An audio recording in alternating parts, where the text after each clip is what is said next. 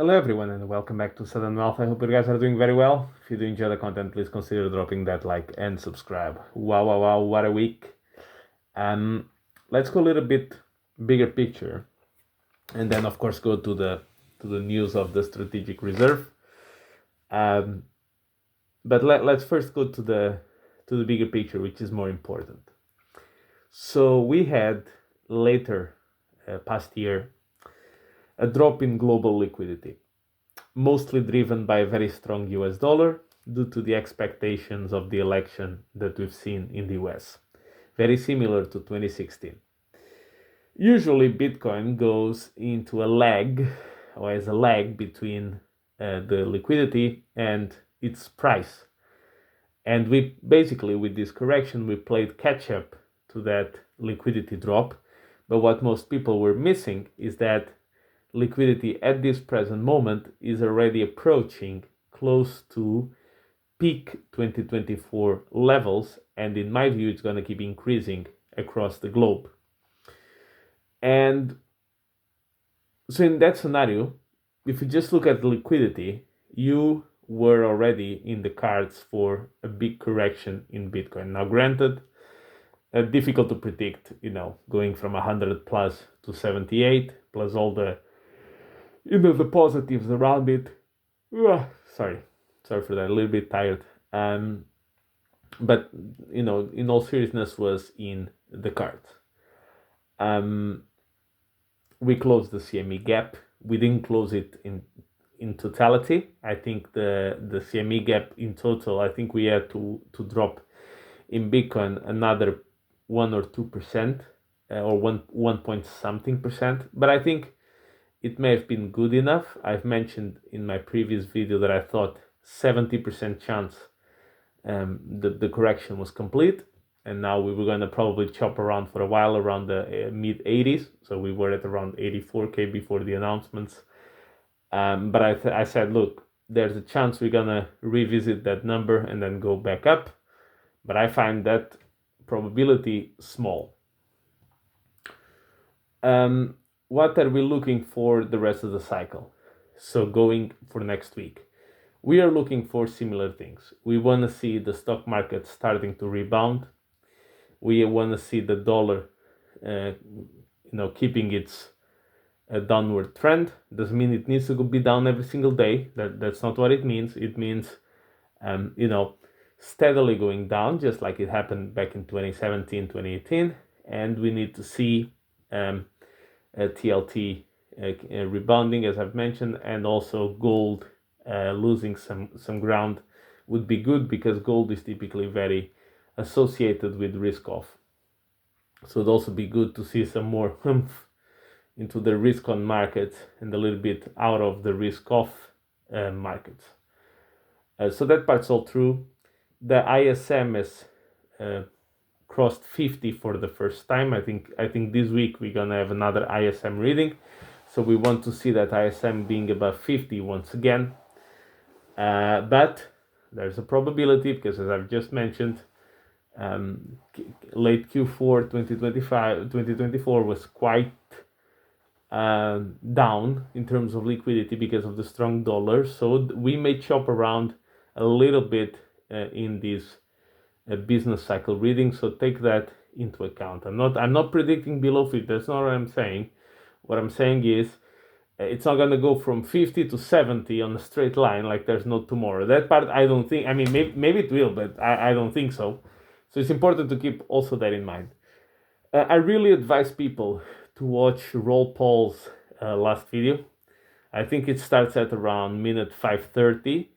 But it's a very good analysis. And one of the things that surprises me the most, or that shocks me the most, if you will, is how things like Global M2 and the Dixie, the charts from when Trump was elected to now, so all these years later, the charts look almost identical. We know why, right? It's all about the debt refinancing cycle. It's all about the currency debasement and the fact that the governments need to refinance their debts on 4-year cycles. Like we understand here in the channel why, but to see it play out is quite amazing, particularly how you see global liquidity. Understand global. This is not just a country isolated. This is the entire, planet, and how we move in cycles. I mean, it really feels like we live in a simulation. If you want me to tell you the truth, it's very humbling how you have these forces behind you, and once you manage to see them, things become quite obvious. Now, I've always remained bullish. I always thought the bull market was still on. I started hearing people talking about bear markets, and I said, look, man, okay, fine, then you're betting on something that has never happened in history. I'm yet to see a bear market that starts in extreme fear. I've only seen true bear markets that start in euphoria. So this would be a first. So basically, people were betting on a lot of things first time. And there was a lot of PTSD and a lot of newcomers joining in. As I've mentioned, if you look at the on-chain analysis of the sell-offs, you'd see that people that held Bitcoin for a year or longer sold virtually nothing of Bitcoin. All the sellers were 3 to 6 month holders, so basically 4 month holders or less. Mostly people within a week and a month. So super weak non-believer ends trying to play off something, probably with a lot of leverage because they came late to the game and they got annihilated. That's it. And I've said, I'm sorry to say, but that's what you need. You need these people to get rinsed out. You need these people to get left behind so they cannot harm the price later. Now, was I predicting Trump to announce the strategic crypto reserve?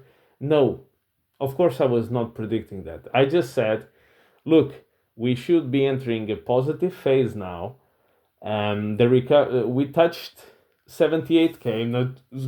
It's not perfect to close the gap, but it's good enough. And now we have a gap at 94K. You remember this? I made a video about this. Everyone's talking about the 78K gap.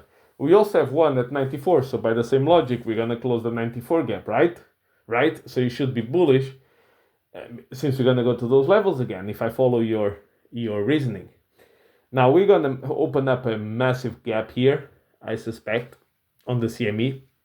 Because don't forget, the CME closed on Friday at 84, 85. And it's now probably going to open in the 90s. So you're going to have this massive gap. Bear in mind, I think volatility may well still be in the cards. I'm not predicting that we're going to crash, that's not what I'm saying. But there's a good probability that somehow we're going to chop a little bit around some levels. I mean, I would be very surprised if we just go straight to new all-time highs. I mean, I'm not saying it's impossible because the news is really transformational, but I am a little bit cautious on that front. If we get there, perfect. If we don't get there, it's not the end of the world. That's what I'm trying to say. Ethereum has something very positive. So basically, Trump made an announcement, said we're going to have a US crypto reserve assets, and we're going to include Cardano, XRP, Solana, so the American coins. And then we're going to have Ethereum and Bitcoin and others that we will going to select, right? And Bitcoin maxis are very pissed off. Crypto in general is very happy. This is where me and the maxis get a little bit at odds, which is, I understand that to you, Bitcoin is the only thing that matters. But take the win. I mean, just take the win. If I went back in time, I'm going to be very honest here. If I went back in time and you told me, hey man, in 2 years' time, the US is going to have its own strategic reserve of crypto, and we're going to have a crypto president, and we're going to have the SEC on our side for the first time, and we're going to have a task force to really look into crypto. And crypto has been marked as one of the industries for the future of the US.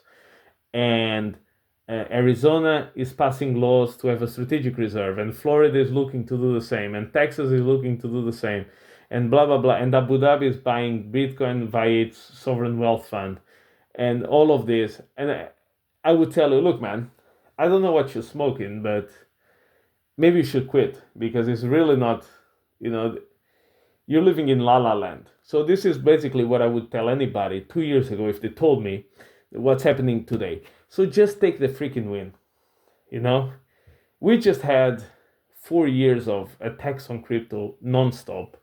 China banning it in the middle of a bull market. Can we please just relax a little bit? I get it. I mean, look, I have Pulse Chain and the likes. I'm pretty sure those won't be anywhere near the strategic reserve, and I'm okay with it, right? I mean, I don't particularly like XRP, yet I'm happy for them. So this tribalism, once again, first get the people to watch your games, then you can pick teams. But first, let's get into the game, and then we can, select favorites, if you will. That's my view. So obviously, it's a very transformational thing. It's not just about how is the reserve gonna be. Are they gonna buy crypto? Aren't they gonna buy crypto? Are they just gonna take the confiscated assets and basically promise not to sell them? Those details will come later. That's not the point. The point is the message. Because you see, the message is very important because it's saying to the world, the US is going to do this. Now, imagine this. I'm a country that loves crypto, or I'm a country that hates crypto, or I'm a country that doesn't give two shits about crypto. It doesn't matter the scenario. What if, now I play a game in my head, which is, what if the Americans are right? You see, the Americans put a lot of money in tech and the internet back in the 90s. And we thought that was quite stupid. But 25 years later, the top 5 or 4 or 6 companies on the planet, basically 5 are tech stocks, and they are all in the US. Do I really want to risk it? That in 25 years' time, I'm going to look back and I'm going to see that this was an amazing decision by the US, and I was aware of it. And I didn't see it, and now here we are playing catch up to the US once again for another 40 years. You see the point? Now it becomes a game theory standoff. I may not believe it, I may don't like it, I may even hate it Peter Schiff style, who is having a mental breakdown on Twitter, by the way, in case you haven't seen. But now I have the incentive to do something about it. Just, even if it's just to keep my mind at peace. We may be in an asset class in which, at the end of the day, we got institutions and governments to buy our bags. Usually, it's the other way around. We get to buy their bags. They have the very good deals, and we get the crumbs. This time around, we were the first, and we made them do it by how relevant the technology has become. So it's a very interesting proposition. It's a very interesting thing to look 20, 30 years into the future when you look back in history and you can say, I was a part of that. Now, what's going to happen, the details, the minutiae, the whatever, the devil's going to be in the details, as people say, but I think it's a very important step for crypto. It's one of his promises as well. So really, I mean, promises made, promises kept. That's been truly what they've accomplished in a month, a little bit over a month, is quite interesting, with a lot of energy. I mean, you look at these European parliaments or stuff like that, and you see like these people decrepit, zero energy, almost collapsing. I mean, it's very sad to see the difference between certain parts of the world, but it's the reality. It's the reality that we have. So things are still keeping in progress. Things are still moving according to schedule.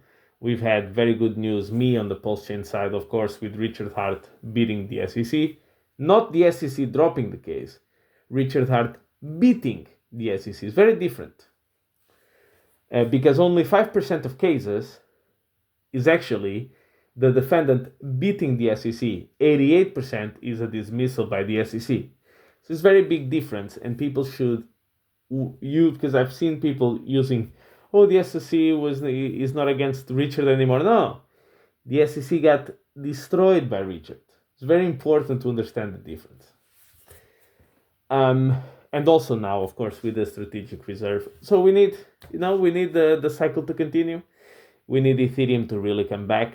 Oh yeah, positive news about Ethereum. I haven't seen anybody covering this, so here it goes. About 75% of the ETH that was hacked has already been laundered, which means only 25% is remaining, which means we are almost done. So that's a massive selling pressure that will, poof, soon enough disappear. And I think also the ETFs became positive with positive inflows once again. Of course, the people who buy into the ETFs, and I've told you also before, even the people that own the ETFs, they buy high and they sell low. Just like a retail investor. There's no difference about it. Understand that. Very important. I've mentioned this many times before. If you just look at the moments where they make the biggest purchases and the moments where they make the biggest, I'm saying the people that use the ETFs, right? People like you and me, they can buy the ETFs. They buy at the peaks and they sell at the bottoms every single time, just like anybody else. Once again, we've hit extreme fear. We reset a lot of the sentiment. Oh yeah, final point on meme coins. Some of them are starting to recover well, like particularly Andy. I think Andy went from $47 million to $70 million. Still very far away from the 360 all-time high. However, there's still a little bit of something, which is you have the JPEG coins of Solana, which is basically the pump fund style of coins, which are basically, coins with the duration of 1 day, 2 days, maybe a few hours, and they die. Those are being conflated with real meme coin communities like Andy and the likes. I think those will still come back and come back very strongly. But we need first to rinse out all the people that think that pump fun, JPEG, stupid stuff, and real strong meme coins like Andy, Boppy, Hoppy are all the same. No, you have meme coins, which are something really like Pepe's of the world, and then you have the JPEG coins created in 10 minutes and rugged in 30. So, very positive. Let's see how the week plays out. Let's see some of that business data coming out. The inflation data was also more positive this time around. And let's hope that some more clear minds also happen for the conflict that's happening in Europe at the moment. And with that, thank you very much for your support, guys. Don't forget, like and subscribe. Hope you have some good energy for the week. And I'll catch you in the next one.